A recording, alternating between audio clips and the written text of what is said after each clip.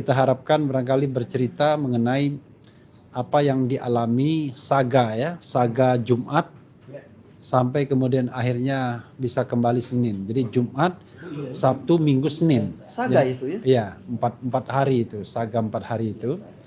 Kemudian Pak Ugro mungkin bicara mengenai soal prosedur penangkapan, prosedur bagaimana penyerahan.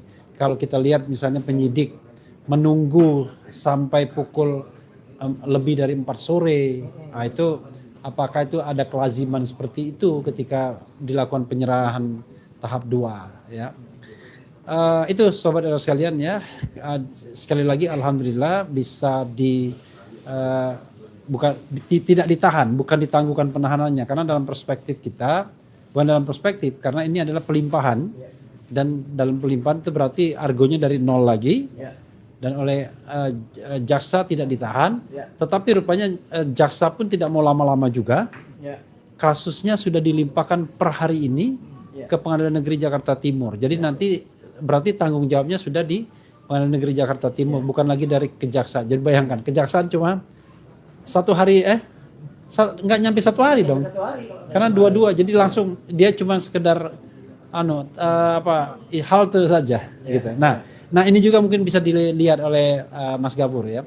Kita ingin ke Pak Ugro dulu atau ke Mas Roy dulu, mau menceritakan bagaimana saga 4 hari tersebut. Mungkin Mas Roy dulu ya. Lebih seru ya? Ya. Baik. Ya, Assalamualaikum warahmatullahi wabarakatuh. Waalaikumsalam. Ya, selamat malam menjelang dini hari ini ya teman-teman semua. Jadi benar apa yang dikatakan Mas Refli tadi, alhamdulillah meskipun kondisinya mungkin belum sepenuhnya fit ya gitu. Jadi kalau teman-teman jangan kaget kalau saya sudah ada tampil di salah satu podcast ya yang sudah mulai tayang ya di Madilog misalnya, atau kemudian di podcast yang lain besok mulai juga udah tayang. Saya meskipun tidak bisa menyembunyikan ya, kalau saya memang orangnya gampang senyum gitu, gampang ketawa. Jadi nggak mungkin ada orang bilang tuh Roy Suryo itu kok sakit kok ketawa. Loh, emang orang sakit nggak boleh ketawa ya gitu. Ketawa dan semangat itu harus tetap ada. Ya. Ketawa itu sehat. Jadi apalagi ada itu rumusnya. Apa itu? Senyum itu adalah ibadah. Nah, senyum itu adalah ibadah, dan kemudian kita lebih sehat lagi kalau kita masih bisa menertawai diri sendiri. Apalagi menertawai yang kemarin sudah bisa ketawa kemudian senyum kecut. Nah, itu menertawai. Sudah ada yang marah-marah loh Mas Roy kemarin. Ada marah-marah mau bakar mana lagi. Itu Mocat. kurang tampar apa? Iya, gitu. Yalah, oke. Jadi alhamdulillah itu salah satu cara kalau dari kita misalnya untuk bisa menyemangati, dan intinya gini, Mas. Kalau kemudian kemarin banyak komen ya, baik Pak Ugro juga sudah menyampaikan, Gus Nur terima kasih sudah menyampaikan. Jadi suasana hari Jumat pagi itu memang benar-benar suasana yang kalau teman-teman mau lihat filmnya, itu filmnya sudah beredar semenjak tahun 83 yang lalu. Itu pengkhianatan G30 SPKI. Ya. Nah itu situasinya kayak gitu. Jadi di mana ada orang diambil dari rumahnya, kemudian merangsek sampai ke kamar ya. Merangsek sampai kamar tidur. Kamar tidur. Ya, untung itu private ya. Itu private betul. Dan nanti ya pada saatnya nanti kita buka. Akan ada ya. Jadi benar-benar kelihatan tempat tidurnya. Ya. Artinya kita Mas Roy, apa yang kita bicarakan ini sudah kita lihat bukti-bukti videonya juga. Ini bukan hoax, tapi akan ada tempat di mana semua bukti-bukti itu akan dibuka secara sah dan patut secara hukum. Betul. Nah, jadi singkat kata memang hari itu ya Jumat pagi itu saya memang baru saja malamnya baru saya pulang ya dengan rombongan yang sama sebenarnya ya gitu, kecuali Mas Gafur waktu itu nggak ikut. Betul, nggak ikut. Ya dari Bandung, dan kemudian itu juga penting ya, Bandung itu jangan dikait-kaitkan dengan kemudian itu ada acara untuk melakukan pemberontakan atau protes. Gak ada sama sekali, tokoh yang disebut-sebut itu juga gak datang di Bandung ya gitu. Jadi jangan kemudian melemparkan hoax bahwa kita mengadakan suatu pergerakan sesuatu ya di Bandung, enggak. Jadi saya pulang sampai rumah kira-kira jam 2 dini hari, kemudian tertidur di kursi, kemudian terbangun lagi ketika azan subuh, dan kemudian sholat. Nah makanya saya pakai baju itu baju untuk sholat juga gitu ya. Jadi ada baju merah, marun itu lengan pendek itu, kemudian pakai celana jeans tapi jeans santai, jeans di rumah. dan tiba-tiba jam 7 pagi itu rame gitu. Gludak apa bel pintu berbunyi. Ternyata saya lihat di CCTV banyak orang. Saya pikir orang antar paket gitu ya Mas Refli, tapi ternyata tiba-tiba iya mau ambil paket gitu, paketnya paket berwujud manusia gitu. Saya Berarti maksudnya. tim pemburu, Apa ya, pemburu atau pengejar atau apalah gitu. Saya nggak pakai dikejar dan saya sempat masuk ke kamar mandi sebentar ya gitu untuk maunya untuk cuci muka, tapi saya kaget karena saya melihat suara istri saya teriak gitu. Nah ketika teriak saya kemudian lari keluar masuk ke kamar tidur dan ternyata di situ orang-orang itu sudah masuk kamar tidur. Iya. Jadi sekali lagi orang-orang itu sudah masuk kamar tidur. Kemudian saya mengenal, meskipun mereka pakai masker loh ya, mereka semuanya pakai masker. Jadi terus terang, saya kalau tidak mengenal itu, berarti masih era COVID dong Mas Roy. ya itulah. Terus terang kalau saya tidak mengenali salah satu suara itu adalah seorang yang perwira kepolisian, ya gitu, inisial R. Saya mungkin sudah akan marah, mungkin saya nggak bisa membedakan lagi. Terus terang ini, saya nggak bisa membedakan lagi antara perampok dengan petugas kepolisian, karena mereka menggunakan, kemudian mereka menunjukkan identitasnya. Tapi ya siapa tahu kalau identitas itu hanya cetakan pasar pramuka gimana? Ya kan bisa aja identitasnya palsu.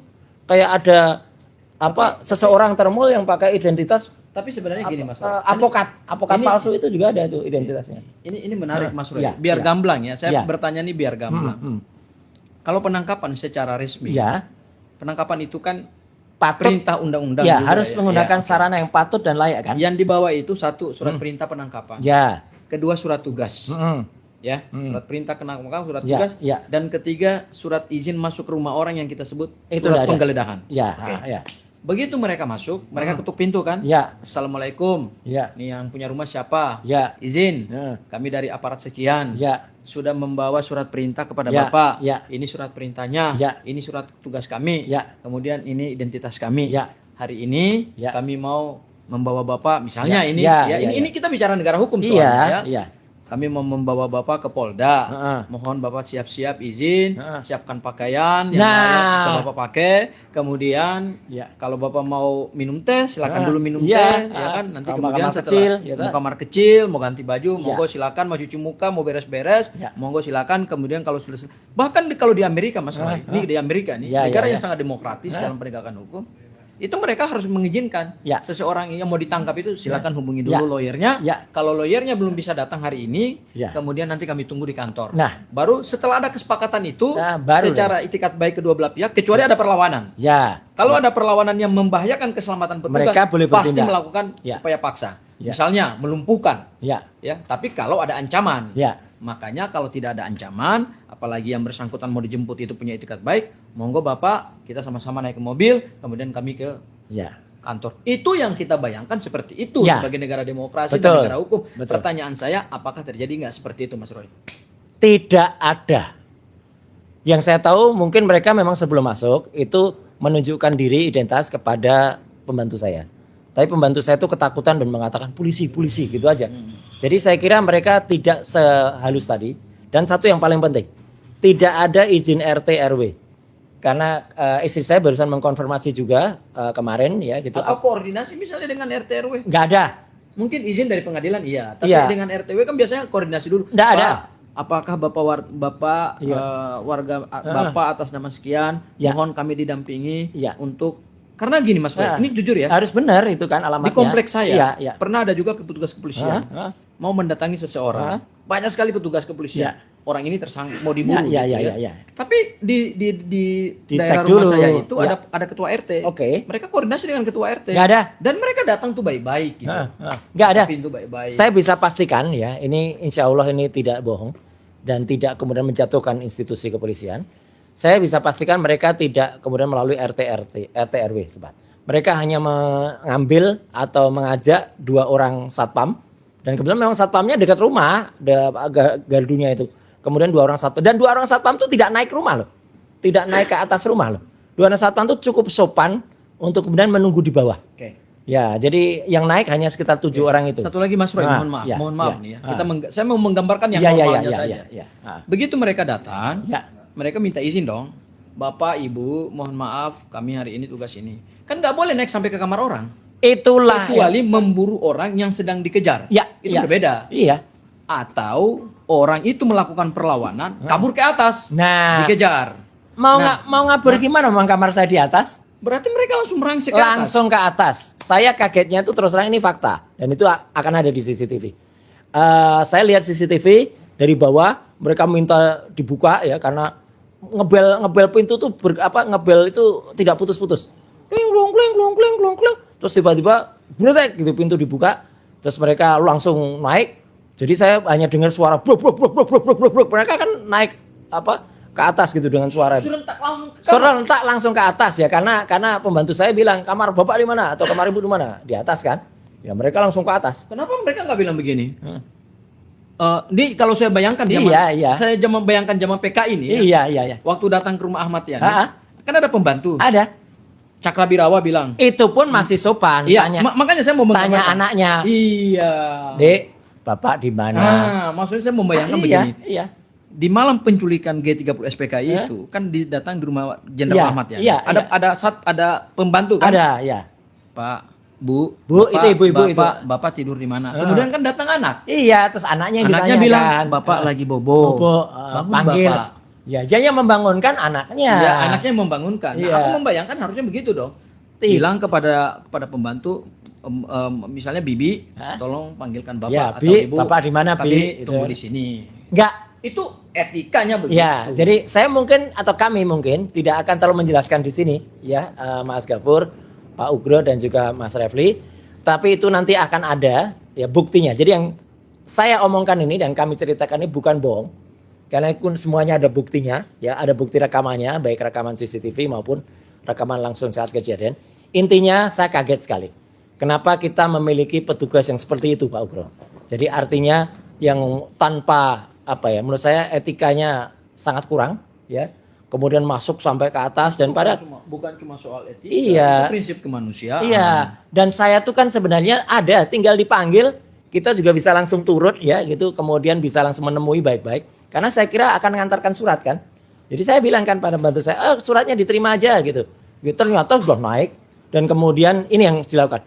Masuk kamar tidur dan alhamdulillahnya istri saya karena habis sholat juga tadinya itu masih menggunakan celana 3/4 ya, kan dia pakai rukuh gitu, tapi kemudian udah buka kan ada celana 3/4 kemudian pakai kaos ya gitu, dan saya masih menggunakan jeans, kemudian masih menggunakan baju yang tadi juga saya pakai sholat gitu, dan kemudian setelah itu kaget karena masuk kamar dan kemudian mereka memang menunjukkan surat penangkapan, tetapi langsung kami bawa bapak gitu. Langsung megang saya dan ini yang fatal sekali, langsung bilang borgol siapin borgol gitu. Jadi saya sudah langsung mau diborgol oleh seorang berpangkat Ibtu ya, yang berinisial R ya gitu. Dan kebetulan saya mau karena apa? Kebetulan saya lihat salah seorang petugas yang lain, brigadir itu, yang kebetulan dia memang sering memeriksa saya gitu ya. Dan itu yang sopan. Jadi memang ada brigadir A itu yang sopan mengatakan sudah. Dia menasehati. Sudah sama saya aja gitu. Nah, akhirnya saya ikut dia. Itu yang bikin saya percaya. Tapi fatalnya setelah kemudian istri saya juga menelpon salah satu lawyer ya di antara kita. Lawyer itu bilang tunggu saya gitu. Mereka tidak mau menunggu dan bahkan tidak mau bicara dengan lawyer itu. Tidak mau bicara dengan lawyer itu. Padahal kan sudah mau di video call gini, malah dibalik-balik terus kameranya. Jadi dia wajahnya nggak mau kelihatan. Terus setelah itu saya bilang, saya ganti celana dulu karena ini celana rumah. Udah, nggak usah ganti. Tidak diperbolehkan ganti. Ada kata-kata itu. Ya. Terus saya lewat gitu, akhirnya saya ngambil sepatu, ternyata saya mau buka bibet, nggak mungkin kan banyak sekali orang. Kemudian baru saya ambil sepatu, kebetulan memang sepatu yang ini kebetulan sepatunya yang ada di luar karena dipakai semalam itu. Kemudian saya dibawa turun, ya, kemudian langsung dimasukkan mobil dan jalan. Udah peristiwanya gitu. Jadi artinya benar-benar apa yang Mas Roy simpulkan dari satu proses penangkapan yang sebenarnya kalau kita bicara kemanusiaan dan bicara undang-undang ya itu nggak sesuai sih dengan prinsip hukum acara pidana kita yang baru yang sangat humanis. Ya, jangankan bicara hukum apalagi humanis. Kesimpulan saya brutal, benar-benar brutal ya. Akhirnya sampai Pak Ugro waktu itu seperti ada yang membayangkan seperti penculikan. Iya, seperti Pak Ugro kemudian Gus Nur ya sudah juga komen ya. bahwa itu seperti pengkhianatan G30 SPKI film itu. Dan nanti bisa dibuktikan kalau film kita asli ya, film asli itu nanti sudah tertayang ya gitu. Meskipun tentu tidak hari-hari ini karena film itu akan dipergunakan untuk satu proses tertentu. Itu sudah tayang, teman-teman bisa membayangkan ya baik di channel RH, Roy Suryo Official, Abdul Ghafur Sangaji Official, Langkah Update dan juga tentu Ugrasena Tribrata yang merekam acara ini itu akan bisa membuktikan keristian terjadi. Singkat kata ya, saya dibawa pergi ya hanya menggunakan pakaian melekat, tidak boleh minum, tidak boleh apalagi makan ya gitu. Kemudian hanya menggunakan pakaian melekat, kemudian jalan dan ya alhamdulillahnya saya tahu lah 2 orang minimal. Ibtu R itu dan Brigadir A itu yang membawa itu. Kalau enggak kan saya nggak mau ya gitu. Karena saya mengenal meskipun pakai masker ya. Saya kenal, kemudian saya dibawa ke Polda Metro Jaya di Kamnek Kamnek 5 ya, jadi di Reskrim Kamnek 5 dan kira-kira 1 jam kemudian datanglah Mas Refli Harun, kemudian juga Mas Ghafur, kemudian kita cerita soal itu. Dan makanya saya kemudian tidak mau menandatangani surat penangkapan dan surat penahanan karena saya merasa saya tidak ditangkap dengan patut dan layak dan saya tidak ditahan dengan benar. Karena apa? Terus terang ini ada yang lupa saya ceritakan Bapak-bapak semuanya. Saya tuh hari-hari itu tuh sebenarnya menunggu-nunggu. Benar. Dalam hati kecil saya menunggu. Karena apa? Kita kan sudah mengenal sebelum ini kita bicara tentang P21 yang tanggal 2 Juni. Yang konon itu sudah diceritakan oleh Dirkrim tanggal 2 Juni. Tapi saya hitung kan 2 Juni setelah tanggal 16 Juni itu kok nggak ada surat gitu. Padahal kan harusnya H+14 itu harus ada. Mulai dari Senin, Selasa libur, Rabu, kemudian juga Kamis nggak ada surat. Dan Jumat itu ketika datang, saya pikir oh ini surat. Kemungkinan untuk panggilan hari Jumatnya kan itu. Untuk panggilan hari Senin. Bayangan saya begitu. Tidak kemudian tiba-tiba tanpa sesuatu yang patut dan layak tiba-tiba saya diambil. Nah jadi intinya begitu yang saya ceritakan. Tentu nanti akan banyak cerita lain. Tapi untuk supaya tidak kemudian terlalu fokus ke cerita hari Jumat pagi itu. Ya, kemudian nanti masih ada drama yang lain. Drama ketika dibawa ke rumah sakit. Kemudian drama malam hari ketika dari rumah sakit itu tiba-tiba mau dibawa balik ke Polda Metro Jaya. Ya, padahal dalam kondisi belum sehat. Ya, kemudian drama lagi ketika dari rumah sakit itu tadinya mau masuk lagi ke Polda Metro. Tapi kemudian alhamdulillahnya macet. Sehingga hanya sebentar di Polda Metro. Kemudian berangkat ke kantor kejaksaan. Saya kira itu dulu sebagai pembuka. Berarti kemacetan itu adalah kebaikan. Kebaikan. Kalau enggak, mungkin saya masuk sel lagi ketika di hari Senin pagi itu. Gitu dulu sementara Mas Refli supaya tidak terlalu panjang dulu di awal. Makasih. Ya, jangan semuanya nanti biar pemirsa penasaran kan. Betul. Nah, saya mau ke Pak Ugro terkait dengan tentu pengalaman Pak Ugro ya. Bahwa apakah memang begitu tata cara penangkapan dan kemudian penahanan ya, tetapi kita tidak mengakui adanya penahanan sesungguhnya, bahwa beliau ini tidak pernah disurati dalam posisi tersangka yang tidak ditahan sebelumnya. Lalu tiba-tiba ketika ada mau penyerahan P21 itu ditangkap dan itu dilakukan pada hari Jumat sementara penyerahannya Senin. Paling tidak kalau misalnya mau merasakan sel tahanan jadi masih bisa Jumat, Sabtu, Minggu, bisa 3 hari lebih. Nah, apakah seperti itu yang biasa dilakukan Pak Ugro di masa lalu? Silakan Pak Ugro mempertanggungjawabkannya. Silakan Pak. Ya.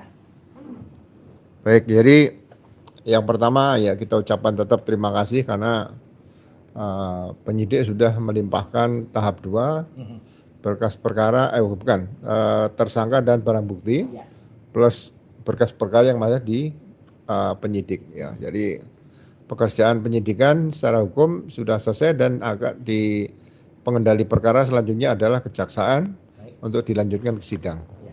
Jadi penahanan yang dilakukan oleh penyidik waktu itu hari Jumat itu sebenarnya waktu saya baca surat perintah penangkapan dan surat perintah penahanan memang itu harus dilengkapi, itu berkaitan dengan pelimpahan tahap kedua P21 ya kan. Jadi kalau orang bilang normatif ya mungkin sebaiknya seyogyanya sih kan ada wajib lapor. Betul.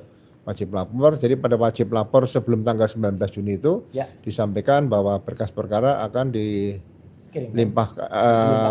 pelimpahan tahap kedua akan dilaksanakan hari Senin minggu depan misalnya gitu. Jadi harus tepat waktu datang dan langsung diserahkan ya. Tapi ya mungkin ada sesuatu dan lain hal dilakukanlah tindakan penangkapan dan penahanan seperti itu ya kan. Jadi mungkin kalau itu nanti ada gugatan ya lewat forum seperti pra peradilan atau komplain lewat pengadilan aja juga bisa seperti itu.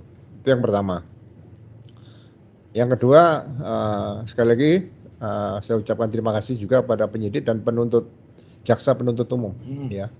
Nah, ini kesempatan mudah-mudahan perkara Mas Roy dan Dr. Tifa ini akan berlangsung secara transparan, ya.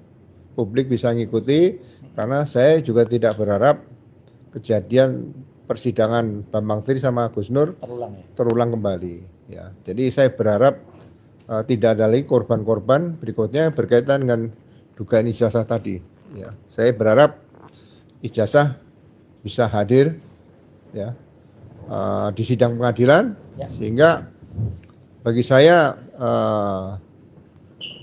dugaan ijazah palsu ini yang dilakukan penelitian oleh Dr. Tifa dan Mas Roy Suryo ini itu nanti akan menjadi pengalaman yang terbaik bagi pelaksanaan pemilu 2029 dan selanjutnya, ya kan?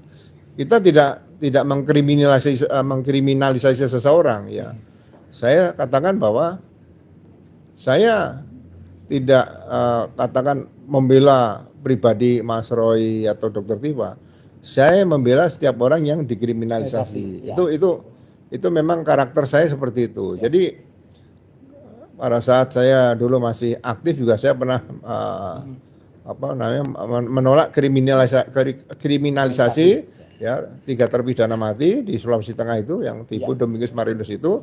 Setelah saya coba buka gitu loh. Jadi kenapa ini seperti ini ya kan? Nah, risikonya adalah ya itu dilepas jabatan dari itu ya bagi saya jabatan di polisi itu kan pekerjaan mulia. Kalau kita dicopot jabatannya karena kita berbeda pendapat itu risiko, ya kan? Sama dengan kita melakukan baik atau tidak baik itu kan pilihan. Nah disitulah makanya saya selalu katakan saya selalu menggunakan nurani dalam setiap langkah saya sehingga kalau dikatakan saya selalu melawan bukan berbeda pendapat. Dan saya juga senang kalau dengan anggota misalnya rapat berbeda pendapat itu meningkatkan adrenalin kita bisa belajar lagi, mungkin kita sebagai perwira ada kekurangan, ada kelemahan gitu. Jadi bukan saya mungkin katakan menghalang-halangi penyidikan, saya tidak menghalangi penyidikan. Karena ya proses penyidikan kan sudah selesai. Di situ kan, ini tinggal melimpahkan tahap 2 tersangka dan barang bukti. Jadi supaya nanti tidak ada kesannya saya merintangi menghalang-halangi penyidikan seperti itu, ya kan. Nah, kemudian seperti waktu Mas Roy di rumah sakit ya, kita juga tidak mempengaruhi dokter, dok, tolong ini dirawat inap bukan? Kita kaget kita juga. Ya, saya kaget ternyata setelah diperiksa di rumah sakit gula darahnya Mas Roy kan naik tinggi, ya kan? Dokter Tifa juga sama. Nah, yang menyarankan rawat inap itu mengambil keputusan rawat inap ada dokter, ya bukan siapa-siapa. Penasihat hukum juga enggak. Saya juga tidak, walaupun mereka kenal saya tidak menyarankan supaya rawat inap. Jadi kalau ada kesan alasan sakit supaya tidak ditahan itu bagi saya alasan terlalu mengada-ngada yang dilakukan oleh orang-orang tertentu yang selalu mempengaruhi penyidikan, mempengaruhi sekarang penuntutan, ya kan? Orang-orang yang tidak punya kapasitas sebagai penyidik atau jaksa penuntut umum. Nah itu selalu meneriakkan hal-hal yang memaksakan supaya penyidik atau penuntut umum menuruti kemauan mereka. Ya, jadi ya saya masih apresiasi lah penyidik dan penuntut umum juga tidak memaksakan mengikuti kemauan orang-orang itu yang dipimpin oleh siapa? Yang salah satu tokoh sering muncul di media. Ya saya tidak mau sebutkan namanya nanti dia merasa tersinggung. Tapi kalau merasa tersinggung nggak apa-apa karena namanya itu tetap masih ada. Ya. Nah hal-hal seperti ini mari kita tunggu nanti dalam sidang pengadilan Mas Roy dan Dr. Tifa, ya, saya berharap fakta persidangan nanti sejak start dari pembacaan dakwaan oleh jaksa, nah kesanggupan pemilik atau pengguna ijazah diduga palsu tadi bisa dihadirkan. Tapi prinsipnya jangan mengkriminalisasi siapapun hanya dengan dugaan ijazah palsu. Yang penting bagaimana hasil penelitian tadi bisa menjadi penelitian yang sahih, yang penelitian yang benar-benar murni penelitian, dan itu dibuktikan di pengadilan, sehingga kalau penelitian itu memang dinyatakan benar-benar penelitian yang sah, berarti peristiwa pencemaran nama baik ataupun fitnah itu tidak terbukti seperti itu. Ya, jadi kalau si ijazahnya tidak bisa dihadirkan, berarti hasil penelitian itu nanti akan menjadi pertimbangan hakim bahwa pencemaran nama baik atau fitnah tidak bisa diterapkan terhadap Mas Roy Suryo atau Dr. Tifa seperti itu. Itu saja sementara dari saya. Bapak, sebelum kembali ke Mas Refli, mungkin tadi ada yang sedikit ingin kami ingin mendengar komentar. Apakah yang tadi saya ceritakan di awal cukup panjang dan sudah ditanggapi juga oleh Mas Gafur, itu kejadian brutal di rumah tadi. Itu seorang warga negara biasa bisa mengajukan keberatan, Pak. Dan keberatannya kira-kira seperti apa? Dengan tadi, dan apakah dulu zaman Bapak ya kayak gitu loh. Masa kayak gitu Pak pendidikannya gitu. Ya, biasanya kalau seperti itu yang pertama dilaporkan kepada Propam lah. Oke. Internal, tapi kalau misalnya mau digugat peradilan, sekarang dengan KUHP yang baru juga ada, kalau nggak salah pasalnya. Jadi bisa digugat ya? Bisa digugat. Jadi itu di KUHP juga baru juga ada penyalahgunaan wewenang oleh aparat penegak hukum seperti itu. Itu di KUHP yang baru ada. Ya, baik. Clear Pak. Terima kasih. Mas Gafur mau ada komentar sebelum kembali ke Mas Refli? Ya. Oke. Bang Refli dulu lah. Kita agak gelisah soalnya pertandingan sepak bola sudah mulai. Jadi saudara sekalian, kita bicara mengenai tadi dua hal ya. Pertama pengalaman Mas Roy ketika ditangkap dan kemudian harapan Pak Ugro untuk persidangan ke depan. Nah, terkait dengan proses penangkapan sebenarnya Mas Roy melalui kuasa hukumnya sudah mengajukan pra peradilan. Jadi kuasa hukum pribadi Mas Roy, apa namanya Mas Roy? Tokham ya. Tokham itu apa? Tok itu apa? Tim anti tim untuk kemudian literasi hukum dan HAM. Litigasi Pak, litigasi hukum dan HAM. Oke, jadi itu Tokham ya. Jadi itulah tim yang kemudian akan mendampingi Mas Roy dalam persidangan baik pra peradilan maupun sidang di Pengadilan Negeri Jakarta Timur, gitu ya. Jadi kalau selama ini memang ada banyak tim, maka itu tim yang ditunjuk oleh Mas Roy, dan ini memang Tokham sudah lama berkolaborasi dengan Mas Roy sejak kasus Stupa dulu ya. Bahkan sebelumnya. Oke.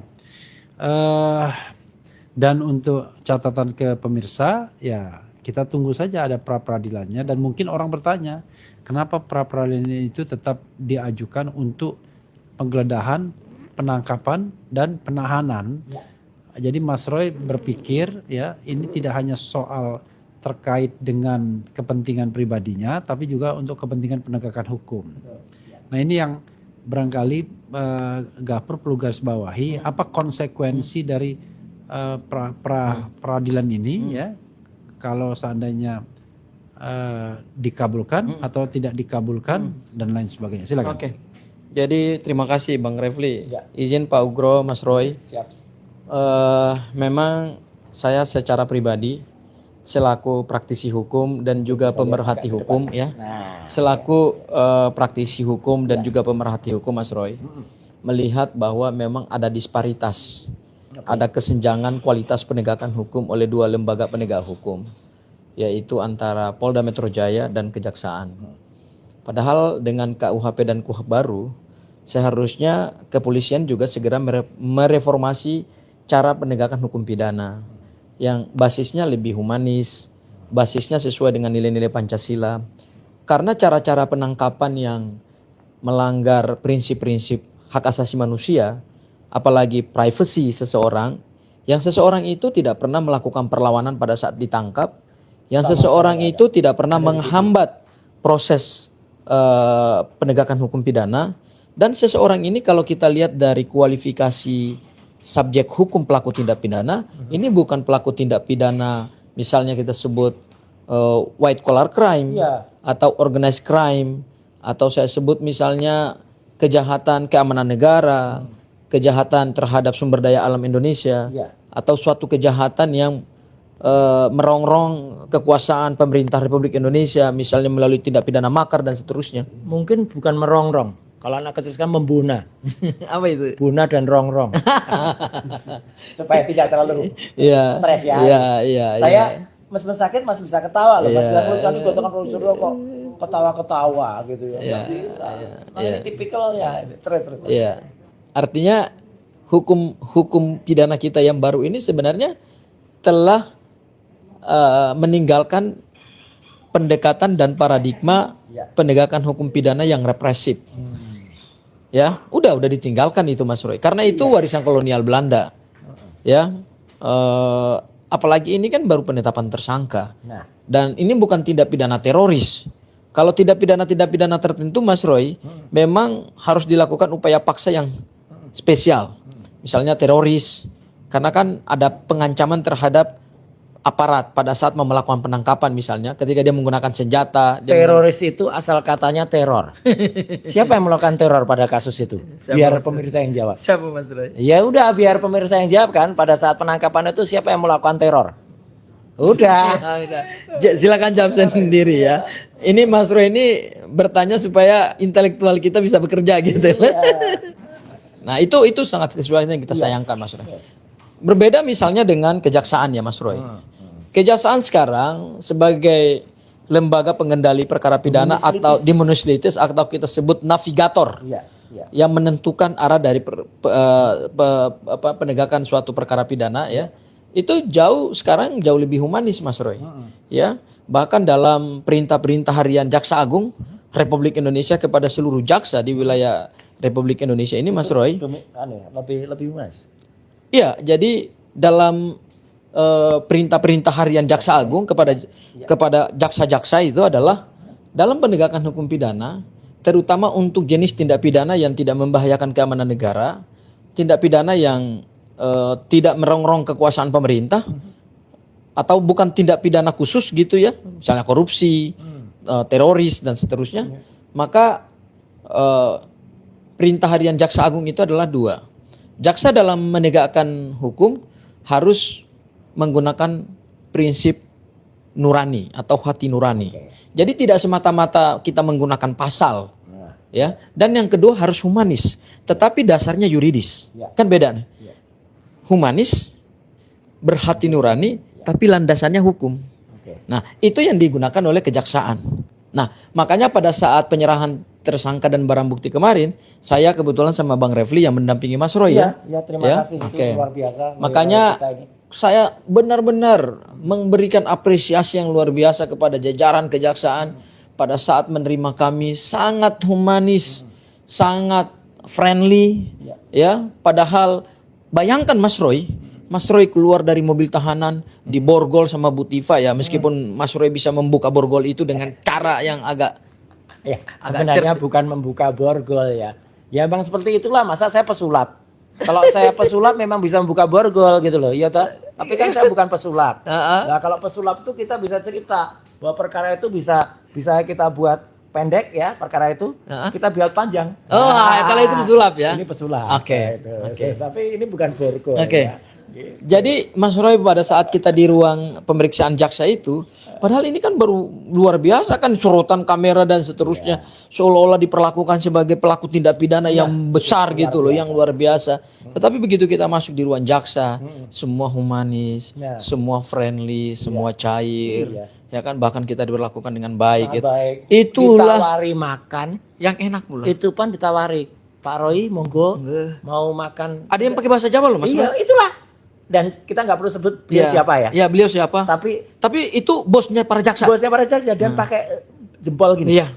Monggo kerso dar ayam nopo bebek. Iya. pilih makan ayam atau bebek. Iya. Dia Jadi ngomong kita gitu. kan- iya. Dan bahkan minuman saya kan minuman khusus ya. Iya. Yang kemudian itu bukan hanya less sugar, Iya. tetapi no sugar. No sugar. Ya. Sempat diberikan minuman itu Pak Ugro, tapi kemudian salah beli. Salah Dan beli. itu mohon diulang, maaf. diulang lagi. Iya kan, Mas Iya. Gabar ada nyon sewu, salah. Sewu. Itu loh, jadi ini benar-benar luar biasa. Jadi diberikan itu, kemudian diberikan saya minuman khusus tanpa saya Iya. sebut merek ya, yang no sugar. Iya, dan Luar dan biasa. sangat humanis, sangat Iya.